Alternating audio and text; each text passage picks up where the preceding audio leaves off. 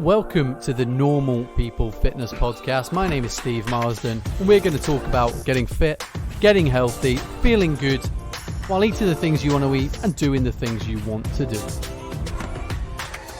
Hello, pals. How are we doing? Steve here. Hope you are all well, happy and healthy. If you don't know who I am, I'm Steve Marsden. I run a gym in Livingston, which is between Edinburgh and Glasgow in Scotland. We're going to do another questions from the gym floor episode. They keep flooding in. I'm here with my co-host Natasha. How you doing, Natasha? I'm good, thanks. How are you? Pretty good. Don't know what to talk about to you first. Drive into Morrison's, which is less than 20 metres away, or your horrible looking protein shake. Right, well, it's obviously one of the ones where I'm going to get ripped to shreds, so let's just begin. What one do you want me to address first? We'll go Morrison's first. Why aren't you walking? It's 50 metres. Because I had shopping to get for my mum. Cat food, tins of cat foods are heavy. No, I'm not blaming it on her, but I just have my reasons. And I have lots of work to do this morning, and instead of walking, I just wanted to get back quicker. It's like 2 minutes. I know. Not only have you... But I did have a lot of stuff to get, to be fair. It was heavy. I don't usually drive. I hope not. We're trying to encourage people to walk a bit more, and you're driving to get one protein shake. I know, it's shocking. I do apologise. But in fact, no, do you know what? I don't, because it was heavy. Was it? Yeah. You need to get training more. That's also true. I know. Yeah. There you are, a bit of accountability. Thrown right under the bus. Yeah.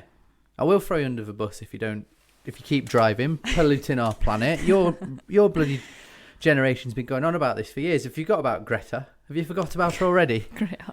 Yeah, exactly. Yeah, right, okay. Speaking of which, actually, I'm just going to point out, just before we get onto the protein shake thing, every person who pays Steve Marsden Fitness money now contributes to undoing Natasha's damage from this morning. Every time somebody pays, I don't know if you want to join the trial, or even if you buy a MyZone belt from us, or paying your membership fees, we plant a tree in your name. And we're planting them. Natasha and I aren't doing this because I think the plane fares and the ecological damage would be bad. But I think it's Kenya, Madagascar, and like Uruguay. Amazing. Yeah, it is good. And very good. Planted over 100 trees so far. There you go. Yeah, stop driving to the shop, ruining our hard work. Apologies. Yeah. Right, protein shake. You bought a white chocolate UFit one. Now, I think that 150 odd calories, 25 grams of protein, very good. Mm-hmm. But honestly, drinking that, I'd feel like I was getting diabetes. Far too sweet. How do you do it in the morning as well? I'm not asking you to drink it. Honestly, see, between my protein Weetabix and my choice of protein shake, I'm getting it in. Okay. It's very tasty. I really like it. I've got a sweet tooth, as we know. So yeah, I'm a fan. I'm thoroughly enjoying it. Cool. I like the chocolate one. But I don't know, white chocolate. It's like cookies and cream. Oh. Yeah, cookies and cream's pretty grim to be fair. Too sweet. But synthetic. Maybe I'll have a taste after this and then I can eat my words. Yeah. My words are full of protein. Yeah. Right then, friends. We're going to answer some questions. So, first question. I'm going to read this out. So, we got an email a year ago. Now, Josie La Liberté Dyer, this is her name. I apologise that this podcast hasn't gone out. Long story short, we did answer this about 11 months ago. Then my mum died. So I was talking about my mum was ill. Then she died. And it was like, oh, God, right. Didn't put it out. Then we put it out. And then I took it off. So we're going to redo this answer again. And I apologise for the delay in it. The whole podcast just didn't make any sense anymore. Yeah, no, that's understandable. Makes sense. It's cool. So... apologies. R.I.P. Diane. God bless her soul.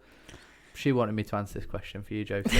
Listen, I can make jokes like this. Yeah, you can. I can. Don't be offended. It's my mum, for God's sake. Right, here we go. Here's the email. So, hi, Steve. I recently stumbled across your podcast on Spotify while I was out and about on my daily walks. I bet Josie doesn't drive to the shops. Come on. That's the last of that. And I absolutely love it. Unfortunately, I live a bit far from your gym, or I would totally have signed up by now. Yeah. I was just wondering if you were intending on adding any more podcasts to it. Yeah. I binge listened to them all in the last week, and I'm not sure what else I'll listen to on my walks in the next week. 11 months has passed since this email, so I'm sure you found something else. If you didn't, I'm sure I can recommend something. If you do more podcasts, I have a few questions I hope you can answer. I was wondering what your thoughts are on the 10,000 steps a day goal. I read recently, no idea where, that the optimal step goal should be about 15,000 steps a day to be considered as active. If this is something I've been achieving pretty much daily for over a month, but I feel like progress is very slow in terms of fat loss, energy level, strength. However, I do not have access to a fancy 360 scanner to check out how I'm really doing. Also, you mentioned how important recovery is. Does this apply to walking too? My muscles have been sore recently. I'm wondering if I should have a day without so many steps. It's hard though, as it's now my routine and I'm loving it, but I don't want to injure myself either.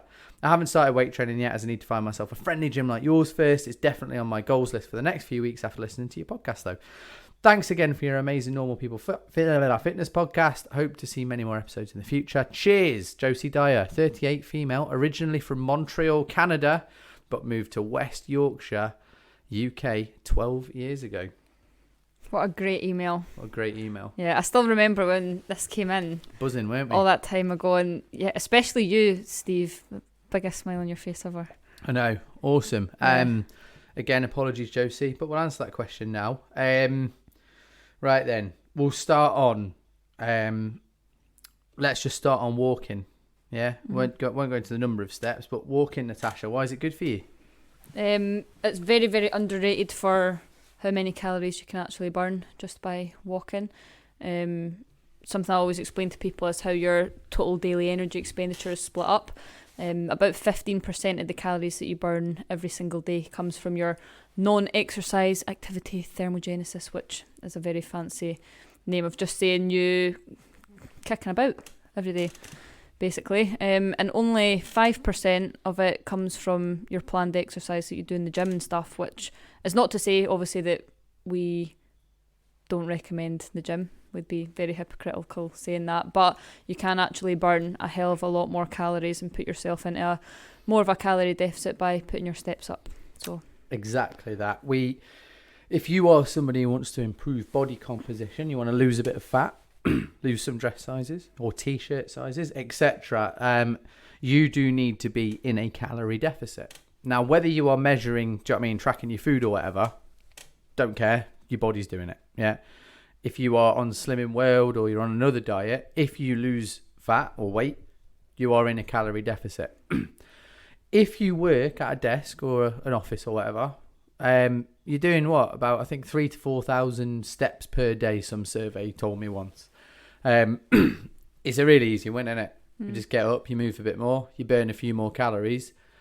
Either you get more results or you get more food. Win-win. Win-win. Now, number of steps, 10,000 steps a day goal. The 10,000 steps a day goal is actually an arbitrary number. And sometimes I see on social media, God knows why I'm following these people complaining, oh, it's an arbitrary number. Oh, my God. Yeah, but it's about 3 times more than most people are doing. It was invented in Japan. There was a stepometer that was invented in Japan, and there was an article in this Japanese pedometer marketing that put 10,000 steps. If you're burning 3 times the calories you was usually burning a day, it's just good for you. So 10,000 is not necessarily a golden number. I look at it like, I think we talked about this previously, like I look at steps as, can you just do more than last week? Let's say you increase your steps by 10%. That's absolutely awesome, because if you do 10% in a week, it compounds. Yeah, it's good for you. But like everything, your body does get used to it. In terms of the 15,000 steps a day, that's a lot of steps. it is, yeah. It's a lot of steps. So you haven't put what you do for a living on here, and I'll probably email you back after this, just confirming that we've released the podcast. But 15,000 steps is like a decent amount of activity. What I would just be looking at is, what are the other markers? Let's say you have a body composition goal. Where did you start? When you increase your steps, what happened to your, let's call it weight, fat loss? If you've not got access to a scanner, potentially it's measurements. Get a measuring tape, measure bits. There's loads of YouTube tutorials on that. How are your clothes fitting? Sometimes when people increase their steps, and I know that when we're doing a long day in the gym, we're doing like 25,000 steps. Yeah. I'm well hungry after it. Yeah. You'd be snacking all the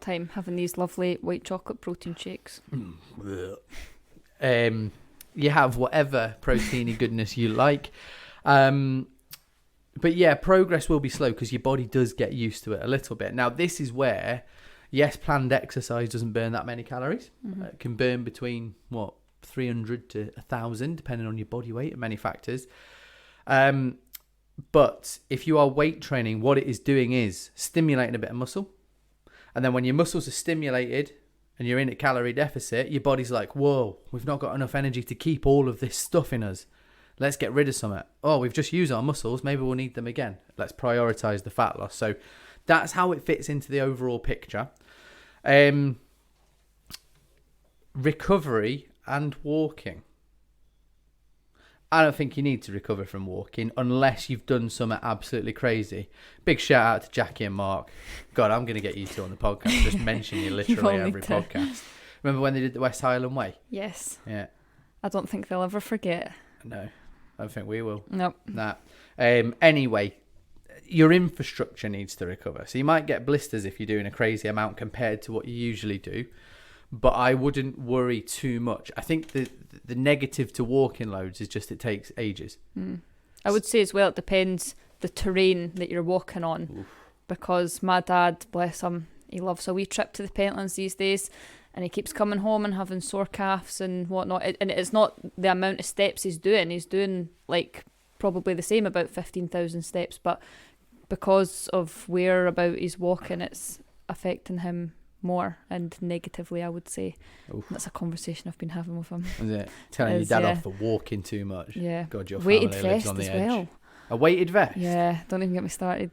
I just think he is Bear Grylls. I know. Mad. Yeah. I was thinking about getting a weighted vest or putting on a stone. I don't know what to do yet. Go running, put on a stone. Anyway, yeah, it does depend on the terrain you're walking. Now, West Yorkshire, depending on where you are. I only know this because my girlfriend's family's from near there. West Yorkshire is pretty hilly. Pretty hilly. Depends where you are. Full of shopping trolleys and needles as well. Yeah.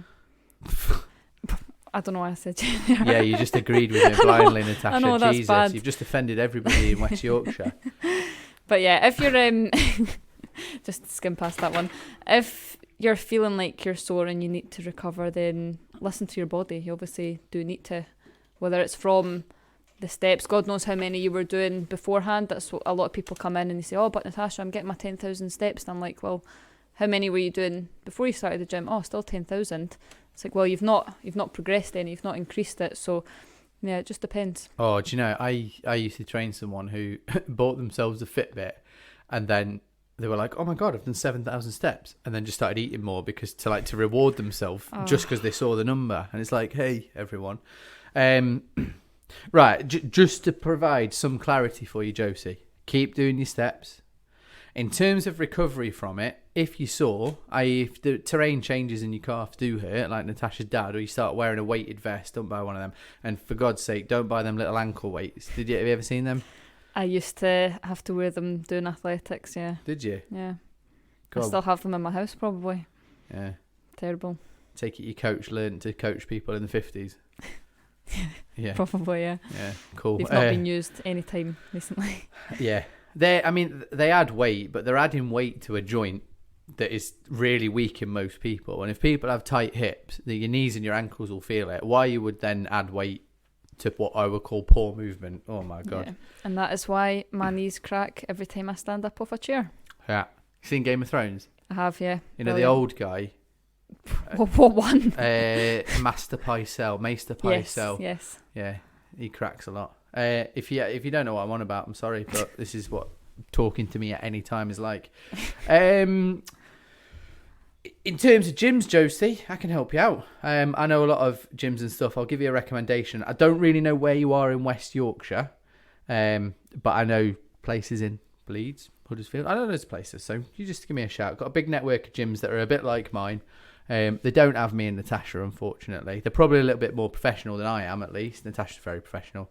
So you won't get talks of existentialism, Albert Camus, and the myth of the universe or solipsism in a session. But Hey, that's good. I hope we answered your question. If we didn't, feel free to follow up, Josie, because your email was absolutely amazing. I'll email you back. In fact, I probably will have done by the time you hear this.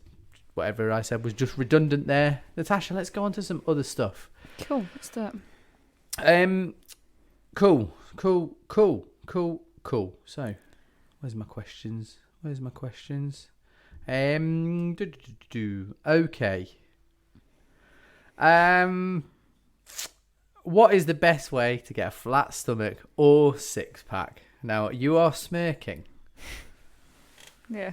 Now, I just hate this question, man. Same here, man. Honestly. The same as losing fat anywhere else. Being a sustainable calorie deficit over time, you'll lose your fat. You can't choose where you lose it. Unfortunately, doing 100 crunches isn't going to do anything at all for the belly fat. Usually people come in, don't they, and they say, oh, I just want to lose this, and they pinch their rolls of chub on their belly. And I'll say, cool, book in for a nutrition chat. And they think you're going to say, oh, do this ab exercises, but that's the only way to do it, my friends. You can't pick and choose where. It might be the first place that it comes off, it might be the last place, but it's the only way to get rid of your fat, I'm afraid. Yeah, you are genetically predisposed to put fat on certain places. If I personally am getting leaner, you can tell by my face. Yeah, it comes off my face first, comes off my tit second, and the last place is always my stomach, belly, love handles. And as men are fat, generalising here, God, I'm going to get some hate. I've said this before, actually. I've not received hate yet, but our fat as men protects our vital organs, sits around the middle, which is, yeah, where it is. And usually it takes longer to go off your stomach than anywhere else. With women, a lot of the time, it's around the bum, the legs, and the lower stomach for reproductive purposes. Yep. I'm sorry if I've offended anyone there. It's true, it's just fact. It's science. Oof, you're going to get a lot of snowflakes. I hate using the word snowflakes. Come after you now. But it's it. That's where people hold it. And it's an ancestral thing, and it's how we did. However, if you wanted to get a flat stomach, it's really boring. It's really absolutely boring. You just stay in your calorie deficit, you train a bit, and you wait until you get the results. Yeah. And I think I said to somebody, it was potentially the person who asked this question, not even going to name and shame them, but I said to them, how long did it take you to put your fat on your belly?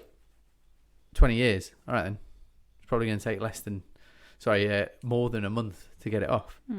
Now, the problem with doing abdominal exercises, so whether it's weighted, whether it's unweighted, your abs are a muscle. It's actually sort of 4 lots of sheets of muscle stuck on top of each other to help you do loads of different things. If you make those muscles bigger, and I have quite a big ab, I would say, maybe I'm just delusional and in denial, but if you make that core stronger and bigger, that muscle will get bigger and it will look bigger. God, how many times I use the word bigger there. What you have to do is lose the body fat around it. So just doing loads of abs exercises is not going to give you a flatter stomach. It's probably actually a waste of time. And I think that's what I wish people knew. If they sort of came through the door and then a little chip zapped into their head, this bit of knowledge, it's that it's all about diet to get leaner, not about the exercises you do. The reason why we do the exercises, like I alluded to before, is you stimulate the muscle and then your body prioritizes to keep that muscle and lose fat. And that's why we do a bit of ab work, but if you're doing squats, deadlifts, if you're doing everything properly, you should be using your abs. Anyway, so boringly, person who wants to know how to get a flat stomach or a six pack, you stay within your calorie deficit, you eat enough protein, you resistance train, maybe a little bit of cardio. You're already doing all the right things. We just need to be a bit more patient. And just as a caveat to this, because we do train a lot of people over the age of 40, it takes a little bit longer when you're 40. Your hormones aren't as firing on. Although there was an interesting study that came out this week that your metabolism doesn't slow down as you get older. Came out this week, Natasha. Yeah. Yeah. No, cool. I'm not. It's not peer reviewed yet. Yeah. But we'll see. But we'll see. Just changing my mindset, looking at the latest data, baby. Right, we're going to. I think that question's done. I don't want to get too angry about it. I'd say so. Yeah. I would just say a note on that. I still, to this day, see ads on Twitter and Insta, and some people post stuff of like certain vitamins and tablets and stuff. Oh, get a 6-pack in 2 weeks. Or you still see people on Instagram like, 2-minute ab workout that's guaranteed to get you a 6-pack in a week or whatever. It's lies. It's nonsense. Lies. It's lies for clicks and quick sales of stuff. It is indeed. So don't be a fool to the marketing world of all these. Preys on your emotion though, doesn't it? Yeah. Yeah. Yeah. Everybody's looking for a quick fix. Google did that. As soon as you can get information at your fingertips, you ask a question, boom, you've got it. It's not how your body works. There's no quick fixes, especially for that question. Abs are not going to come out of nowhere. Nah. Unless Takes you have a a long hernia. time. Yeah. Got you with that one. Good. That's a good one. Thanks. Right, we're going to the next question. Right, I'm going to lighten the mood up a little bit. Okay, now, please. When Natasha and I were ranting in our first recording of the Fat Loss Weight Loss podcast, and we were angry, we went on a bit of a mad tangent. And now, because we didn't release that podcast, we didn't get the mad tangent. And this was the mad tangent, because I think it's just a very, very interesting question. Okay? Now, somewhere scientists have invented or created a burger or a beef burger within a laboratory. Lab. In a lab. Now, the question I pose to you is an ethical and moral one, because my belief is that when we as humans look back 200 years and we have this sort of factory production line farming where we kill millions of like male chicks every year, surely lab meat, if it tastes the same and you can buy it for the same price, everyone will eat it. And I pose the question, I'll pose it to you again, Natasha. Would you eat a steak made in a lab? Now, you don't know the difference. Do you know what I mean? Yeah. There's 2 steaks, blind taste test, taste the same consistency. One has murder in it, one doesn't. Right. Steve's own veggie biases are shining through now. No, because if you want to, I mean, the question I ask myself is, would I still be a veggie if I ate lab meat, knowing that there's nothing to do with an animal? Yeah. And that's where the predicament is for me. I don't know, because there's a big psychological thing where you're like, my vegetarianism's a bit psychosomatic. Like, I made myself throw up when I was a kid because adults tried to trick me into eating meat. So now I sort of just throw up when I eat meat. Terrible. So mine's more about that and getting over that. But do you know, I probably would. It would take me a few years, but I would have more choice, more protein sources. Yeah. Like, it would go into countries where potentially vegetarianism isn't a thing, because there's fucking loads of them. If it tasted the same, if I could still get all the same nutrients from it, then absolutely I would love to. I would, but at this moment in time, it doesn't look like it's going to happen anytime soon. I love animals, I really do, and what happens to them is a sin, but I also love eating them as well. Yeah. Yeah. It's, bit of a mad one. I mean, that burger cost like 2 million quid 5 years ago. It's now down to about 10 grand, which is expensive for a burger, but if that keeps tracking like that, I think it'll be in shops really soon. And then, what will the vegans do? Yeah. Because the moral argument's gone. And they'll be malnourished for no reason. Hey, just a question anyway. It's an interesting thinking point, it is. It is. Yeah. Oh, our whole morality and ethics about food is really about to change. And also, hopefully, it cures world hunger. Because if you have factory farms, you can have factory laboratories to make all this stuff. Yeah, absolutely. Which would be good. That would be very good. Which would be good. The only issue in my head that I can foresee is just the oversupply of food continues, and then everybody's just dead fat all the time. Yeah. But don't worry, I've got a different solution to it too. Do you know what I mean? It's 100 Forward year problem. thinking. All right, yeah, just planning ahead. Cool. Eating before or after a workout, what is best? Do you know, I think we've answered this before, but who bloody knows at this point? Yeah, we have. Because again, it was just one of those it depends answers like we say all the time. Are you've started eating before a workout now, haven't you? Not really. No. Like, I'm going to work out. It's currently 9:30 a.m. I ate at 8 a.m. I'm Mhm. planning to train at 10:30. I've had one skier yogurt, which is what? How many calories is that? What, the big 200? tubs? Nah, little I tub. was going to say. Tiny little tub. I'm cutting. Yeah. Cutting. Yeah, you're looking good. All right. All right, Employment Tribunal. Thank you. I'm under 100 kilos for the first time in 2.5 years. Amazing. I illegally kayaked in Tenerife. I was over 100 kilos. They don't let you do it. Really? Yeah, but I think that's more about fitness levels at 100 kilos rather than capsizing. Yeah, the buoyancy's pretty good on kayak. I survived. Yeah. I survived and no one knows. Good. Yeah, it's good. Yeah, it just depends. Like, it's a question we get asked all the time, and I'll just say trial and error. Have some food, see if you're more energised.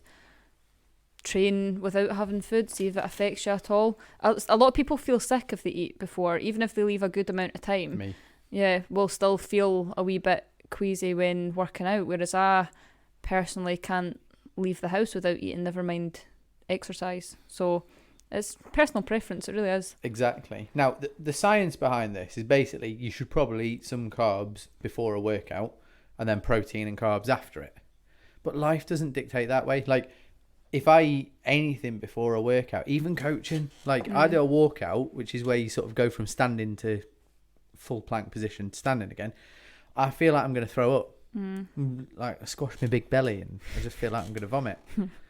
And it means I'm thinking about not vomiting and not, are my abs engaged? Am I working hard enough? Am I pushing myself? Yeah. And I will happily take less energy and potentially 2% less performance that day rather than thinking I'm going to vomit. Equally, there's lots of people who don't. When I was in like proper bodybuilding mode, and honestly, I probably weighed less than you did, but I thought I was massive. Sort of, you have to go through that as a guy, I think, when you weight train. I'd have peanut butter on apple. Yeah. Delightful snack. Oh, beautiful. But I just want to throw up all the workout. So it's absolutely up to you. If there's been a study done recently on the amount of protein to take depending on your training split after a workout. I'm just going to find it because it's very, very interesting. So if you want a bit of science, give me 2 seconds. But there used to be this absolute myth called the anabolic window. And it was perpetuated by protein companies pretty much to sell protein. And it was that, oh, you only have like 20 minutes after a workout, otherwise all your muscle will go away. Shite. Absolute shite. We don't work like that. Right, how much protein should we eat after exercise? So, in a split routine, previous work has demonstrated that 20 to 25 grams of protein following resistance exercise targeting just the legs is sufficient to maximize muscle growth. But 20 to 40 grams, so between 100 and 240% more, recent studies have shown that in order to maximize the muscle growth response following whole body resistance. Pretty interesting, that, isn't it? Does it say why? Nah, it's an infographic. Ah. Don't worry, my people created it, so it's got my name on. Must be right then. The study references are up at the top, though. Cool. Yeah. I'll have a wee browse. Sports Very nutrition. interesting. Yeah, really, really good. When I stick it on the internet, dear listeners from the future, you can have a look at that. It'll be on my Instagram or my Facebook. Yeah. God knows where these things go. Cool. We'll definitely have a wee look at that. Yeah, it's just dead interesting. Yeah. Right, I'll do one more question. I will do that one that was received today. Yeah, I just feel like we just rant all the time and complain about our own members. It's not what it is. It's just we just get frustrated that a lot of these myths exist. Yeah. And that they are perpetuated through modern society despite no evidence. Yeah, that's it. So apologies if we seem negative. We're just not. We just want to give you the best information and we wish that you all just knew it. But hey ho, this is why the podcast exists. So, here, Natasha, it's more of a statement actually. Yeah. I think I eat too much sugar and that's why I'm not losing fat. How does fat get put on, Natasha? By eating too many calories for Okay. what you move. Yeah. Cool. So That's it's not the only reason. Yeah. So if we took the word sugar out, I eat too much and therefore that's why I think I'm not losing fat. Yeah. That's makes essentially perfect what's sense. going Yeah. on. Yeah. A lot of people, especially kind of went through, you know, the 90s and stuff. Sugar was demonised, that had its turn, and then fat was demonised. Everyone thought that, and again, we've touched on that in the podcast before, is that dietary fat is very, very different to body fat. They don't correlate, apart from high calorie, like very calorie dense foods tend to be high in fat and high in sugar. If you're snacking on really sugary stuff, the chances are they're pretty high in calories. Other than that, you know, sugars, you've got natural sugars in fruits and stuff. It's just carbohydrates, just different types of carbs. And the only thing you need to worry about in terms of fat loss is the calories. That's just fact. That's never going to change. Yeah. So in every bit of food, there is energy, and this energy is quantified as calories. Yeah. People blame sugar because all the things with sugar in are pretty bloody tasty. And sugar includes crisps and bread and savoury snacks, because when food is metabolised and your body breaks it down, it ends up into 3/4, and I'll do a whole podcast on the fourth one, things: carbs, carbohydrates, so sugars, fats, and then proteins. And like carbs are just so tasty, so people overeat them. You as a human being will have a hyperpalatable food. My hyperpalatable food I've talked about so much is cheese, cheddar cheese. Oh my God, I love it. Makes me salivate just thinking about it. Can't control myself. I'm like a little heroin addict. Absolutely bloody love it. It's the only joy in my diet at the moment. Yeah. Yours is? Fruit and nut chocolate. Are you kidding me? Even your bloody chocolate's got fruit in. Yeah. Oh, you're a freak. It's so good. As long as you love it, Natasha. Yeah. Gets me through the day. Not every day. Definitely not. Fruit and nut chocolate. That's my wee treat, yeah. What's calories in fruit and nut chocolate like compared to normal chocolate, given nuts have got fat in? I don't know. It's not something that I've ever compared. Just a question. Yeah. Just that inquisitive brain working. Get back to you. Good. But in terms of hyperpalatable foods, these are the foods you will overeat. And let's say you go on a crazy diet for a week and you eat 400 calories a day. The hyperpalatable foods are the ones that you cannot resist when you get weak-minded, which everybody does, because if you've not got enough energy, you can't use willpower. Cheese is mine. I suspect that the person that asked this question, their hyperpalatable food is a very, very sugary one that is not necessarily bad for them in moderate amounts. The problem is this person probably can't moderate it. Yeah. Just like I can't moderate without systems, without weighing it out, my cheese intake. Mm-hmm. And I understand that as a human being, I am very, very weak, disciplined and weak-willed when it comes to getting home after a hard day or when I've had a lot of stress on and portioning out my cheese. I just can't do it. So I accept that about myself and I just weigh it out. It means seeing the bad in myself, but then I get the results. But the point is you're still including it. You're I'm still including having it to get that psychological hit. Yep. But I'm still in a calorie deficit because I'm managing my own weakness as a human being to hit the goal. Mm-hmm. And it's interesting, actually, just last week with someone that was struggling a bit with actually having a weight-based goal, which is why we did the weight loss and fat loss podcast from last week. We did a little experiment with them where we brought the carbs down and only brought calories down by 200 per day. But actually... What was the percent? That was like 10%. No.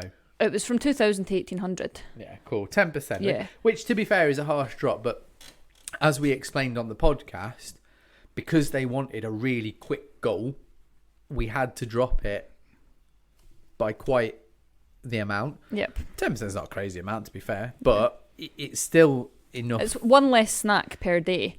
But what that snack was the one thing that person really enjoyed.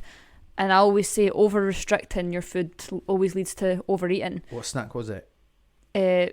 Actually, fruits. Lived off fruits, and when we brought the carbs down. Anyway, so... Shitey snack. I know. Anyway, sorry. Anyway, when we brought the calories down for a couple of weeks, only by 200, they were actually overeating by about 400 compared to what they were before. On higher calories. So when you take out that element of, having those foods psychological that you like, happiness. Yeah, exactly. Then, yeah, I think you're a little bit doomed, to be honest. Yeah, what's happened there is they've restricted themselves and then they've accidentally eaten more. Yeah. It's like that. I don't know. It's like the fear it's a really weird psychological thing. But if you in your diet restrict by too much, or you go, I'm not going to have I'm not going to have any cheese. Mm-hmm. God, I'll have about 500 something else's because To make up for it, make up exactly, for it. yeah. So So- you still need to have the wee things that you enjoy and your wee sugary snacks here and there. But like Steve said earlier, it's just about having that in moderation to make sure that you are still in your calorie deficit at the end of the day. Sugar is not bad for you. It's not. Sugar's in everything. Fruits, veg and stuff. People think that, say, fruit or veg is healthy, even though there's probably equal amounts of sugar in most fruits to, I don't know, bag of sweets or some chocolate. The difference is there's fibre, so you just can't overeat broccoli. There's no fibre in a dairy milk. Well, there's probably, sorry Cadbury's, God, I'm going to get sued again. There's probably a bit of fibre in a dairy milk, but not enough to satiate you. Yeah. And if you eat chocolate, or you eat crisps, or you eat cheese, or you eat fruit, and that is your hyperpalatable food, then yeah, it's really, really hard to use willpower to go over it. Yeah. Yeah. God, I wish it was easy. I wish we could just say, yeah, it's sugar, cut it out, and then people are like, oh wow. Do you know what? It's simple. All the principles are very simple, but it's just not easy because we're human beings, not robots. We are, and a lot of when people join the gym or they start a diet, they're in a really negative mindset. Do you know what I mean? I don't know anybody who has come to us the happiest they've ever been. Really, Yeah. it's usually, oh, I can't fit into this, or I want to get back to where I was, or I need to take control.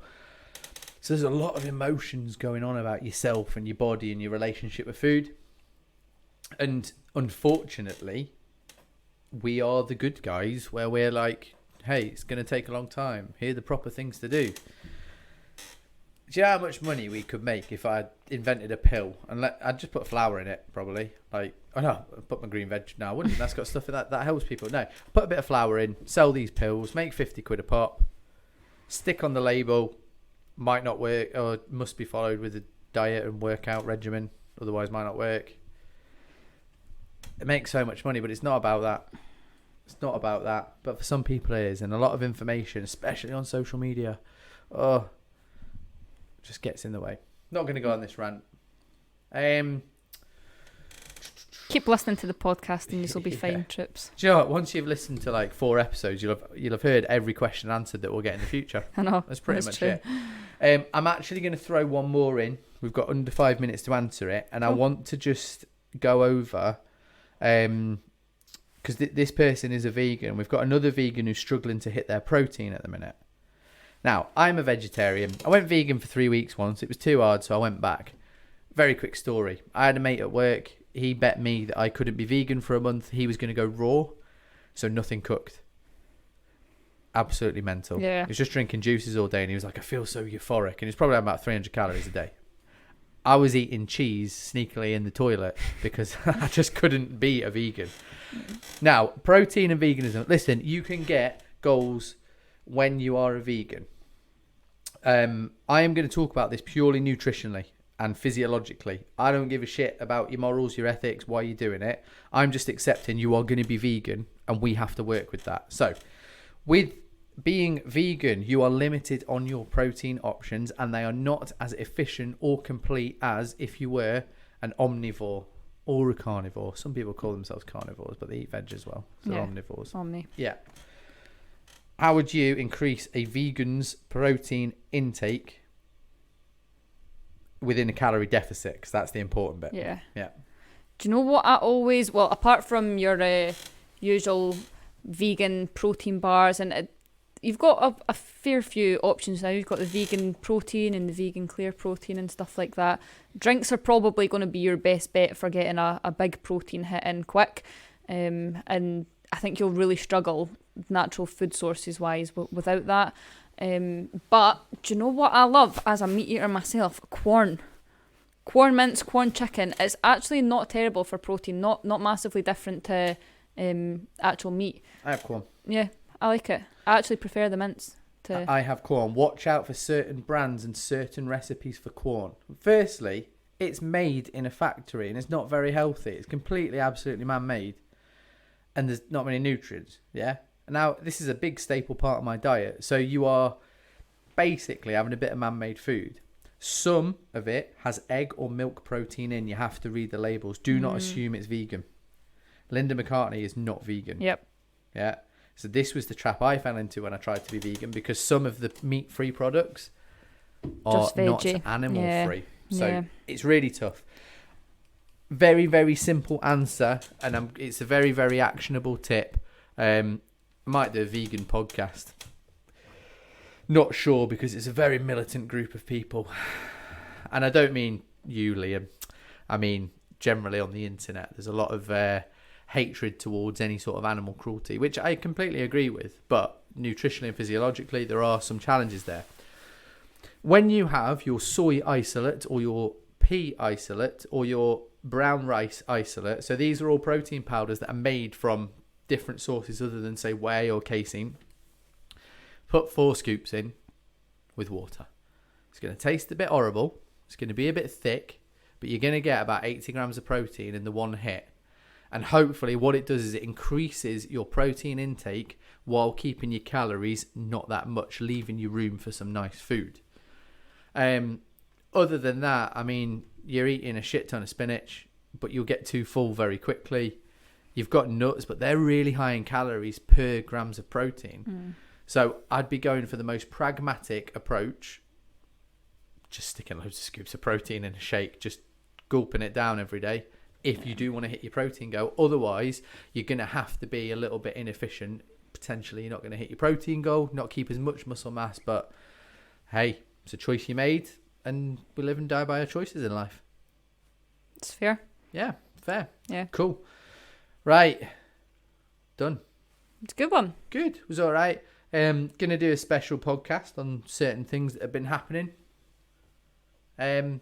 I don't know when. Cool. We'll decide on that. Look forward to that. Pretty laid back with my dates and my deadlines. Yeah. Yeah. I'm itching my face. I don't know if you can hear that on the microphone. My Yes, pre-workout just kicked in. Yeah, that beta alanine. Yeah, but Nice. if you have any questions or you need anything, steve@stevemarsdenfitness.com. Thanks to Josie for her amazing email. Thanks to everybody else who's asked questions, and we'll see you soon. Say bye to the people, Natasha. Goodbye. Bye, everyone. Thank you so much for listening to the Normal People Fitness podcast. If you need any help, then give me a shout at www.stevemarsdenfitness.com. Have an amazing day, and hopefully I'll see you soon.